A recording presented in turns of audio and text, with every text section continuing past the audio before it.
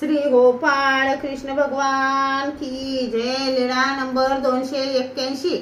भट्टोबास व महादायसाची भेट।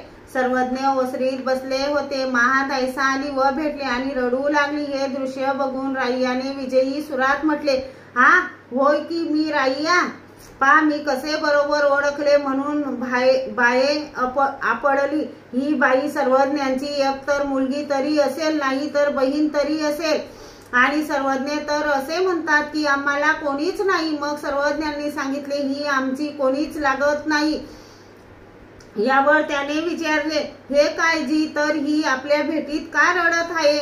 सर्वज्ञांनी सांगितले, आमच्या सोबत राहण्याच्या सवयीमुळे तिला रडू येत आहे। तुम्ही जर 7-5 दिवस आमच्या सोबत राहाल तर तुम्हालाही असेच होईल आणि तुम्ही रडाल। श्री गोपाळ कृष्ण भगवान की जय।